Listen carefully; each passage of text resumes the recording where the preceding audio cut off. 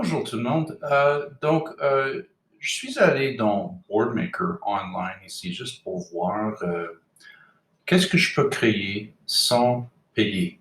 Je suis allé, j'ai fait une recherche pour en Boardmaker ici, juste en faisant Boardmaker, juste comme ça, Boardmaker online. Je cliquais sur le premier lien qui est Boardmaker online.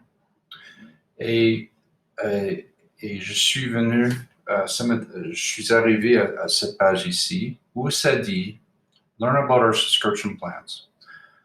Moi, j'ai choisi la section communauté parce que c'est gratuit. Il y a Personal, Professional District où on peut payer et puis on peut créer beaucoup de choses aussi.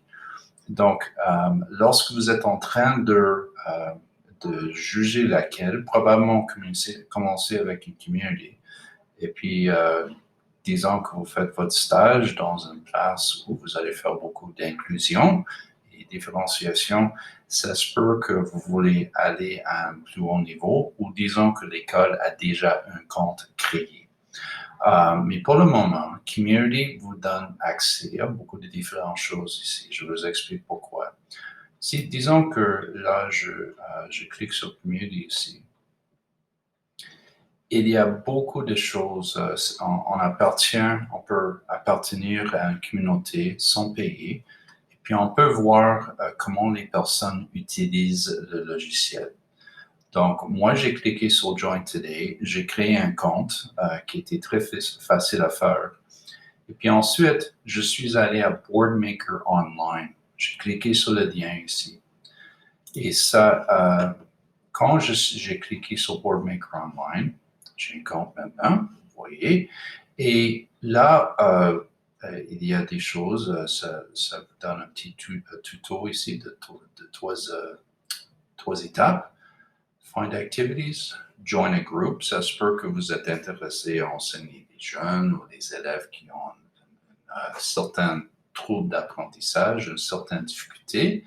On peut chercher, on peut partager ici. Et donc, ça, c'est ce qu'on peut faire.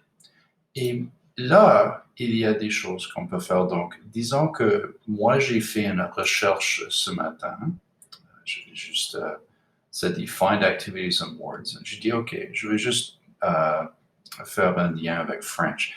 Et puis, en passant avec la communauté, aussitôt que vous abonnez comme membre gratuit, ça va vous donner l'option de sélectionner quel programme d'études. Et puis les programmes d'études sont tellement bien listés que si vous cliquez sur Canada, ça veut dire quelle province. Cliquez sur Alberta. Et puis là, lorsque vous faites des recherches, ça peut trouver des recherches par rapport à ce qui est lié au programme d'études en Alberta. Right?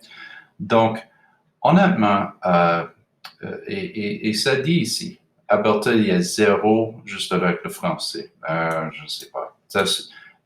Et ça se peut que c'est une base de données qu'ils sont en train de créer maintenant. Mais en tout cas, peu importe. J'ai cliqué sur French ici. Puis ensuite, j'ai cliqué sur French Emotions.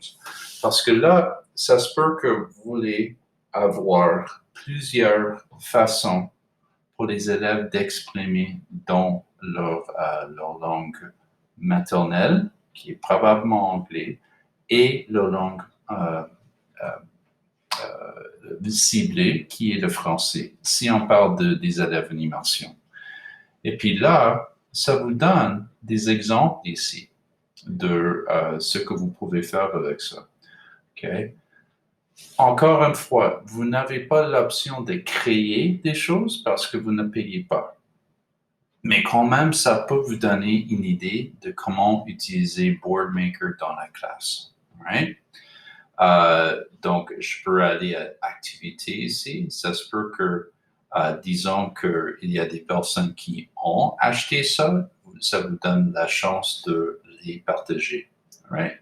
Donc, c'est juste le fait de regarder à l'intérieur et de voir qu'est-ce qu'il y a. Et ça se peut qu'il n'y en a pas beaucoup, Ça se peut qu'il y en a beaucoup pour une certaine section aussi. C'est une base de données qu'ils essaient de créer. Donc, voici un peu BoardMaker. J'ai essayé de trouver des alternatives à BoardMaker. Et puis, j'ai trouvé PictoSelector sur Pinterest ici, qui est assez similaire. Je ne sais pas si ça coûte de l'argent ou non. Mais encore une fois, on peut créer des... et donc, j'ai regardé Alternative to BoardMaker ici. Donc, il y a d'autres compagnies qui vont essayer de vendre des choses à vous aussi. Donc, c'est ça, voilà. Ça c'est l'idée de représenter les choses visuellement. On peut facilement utiliser quelque chose comme Google Slides et puis insérer quelque chose qu'on a créé avec Canva là-dedans. Mais si vous cherchez des choses spécialisées comme BoardMaker, ça se peut qu'il faut payer. Right? Mais quand même, ça vous donne une occasion de regarder un peu ce qui est disponible sur le web. Merci beaucoup.